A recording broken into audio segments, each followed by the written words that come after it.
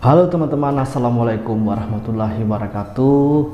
Kembali lagi dengan saya di channel Evan Al-Zaid, dimana di konten kali ini atau di video kali ini saya akan memberitahukan kepada teman-teman semuanya atau mengabarkan kepada teman-teman semuanya update terbaru pinjaman KUR di semester kedua ini.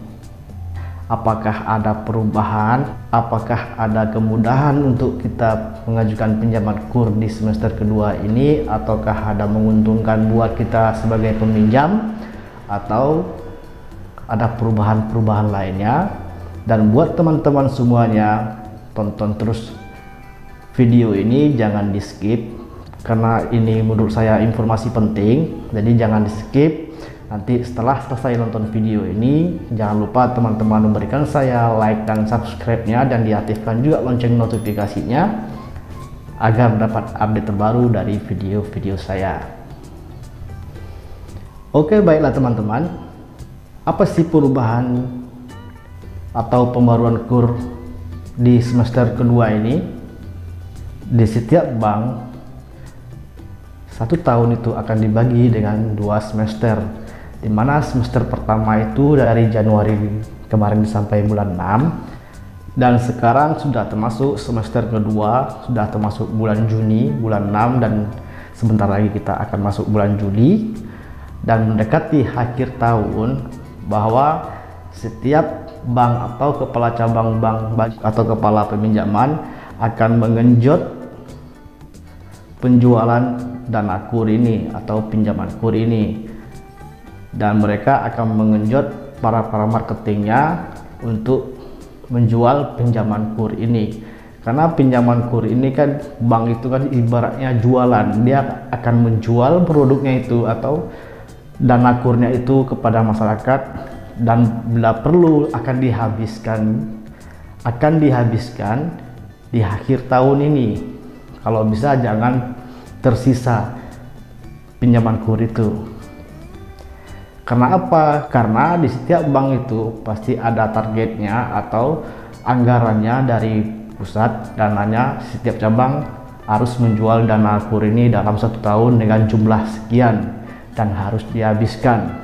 Dan apabila habis produknya itu dijual atau pinjaman KUR itu habis dananya, itu akan dinilai di pusat bahwa cabang tersebut kerja baik, kerja bagus. Lalu apa untungnya bagi kita sebagai peminjam jika mereka menggenjot pinjaman KUR ini? Ya, keuntungan kita sebagai peminjam ya terutama pencairannya tuh bisa lebih dipercepat, dan keduanya itu mereka datang ke tempat kita nggak perlu datang ke kantor karena mereka mengejar target. Jadi para marketing itu akan datang ke toko-toko, ke tempat usaha-usaha kita atau ke rumah kita untuk menawarkan pinjaman KUR ini. Dan mereka juga yang membawa berkas kita ke kantor, dan mereka juga akan memprosesnya lebih cepat, dan juga pinjaman itu mungkin bisa lebih besar. Dan sebelumnya mungkin kita mengajukan KUR 50 mungkin tidak bisa, mungkin di semester kedua ini akan diusahakan dia bisa,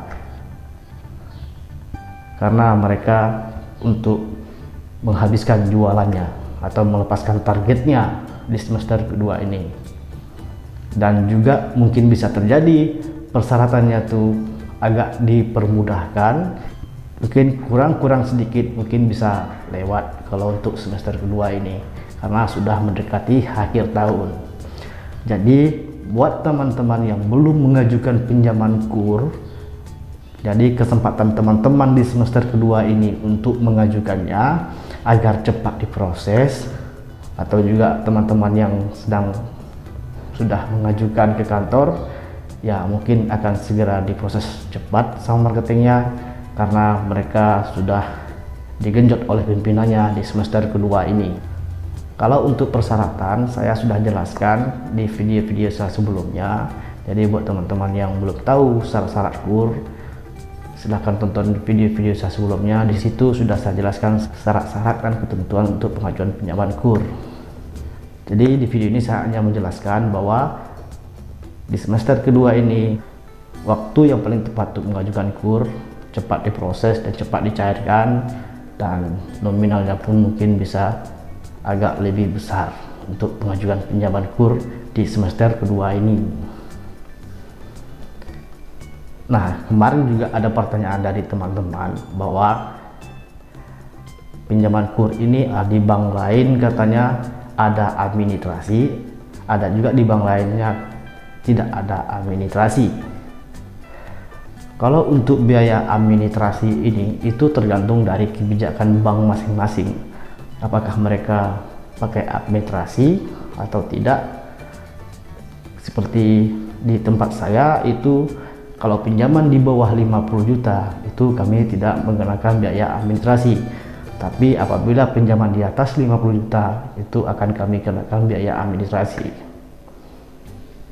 Kalau untuk dana blokiran itu saya rasa semua bank pasti ada dana blokiran, minimal 1 bulan angsuran atau 2 bulan angsuran, bahkan ada yang 3 bulan angsuran untuk dana blokiran.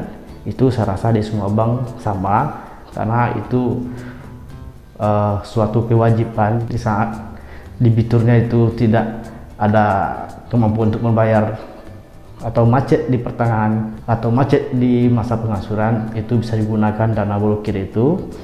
Jika lancar-lancar saja, maka dana blokir itu bisa diambil nanti di terakhir atau di angsuran terakhir digunakan bisa.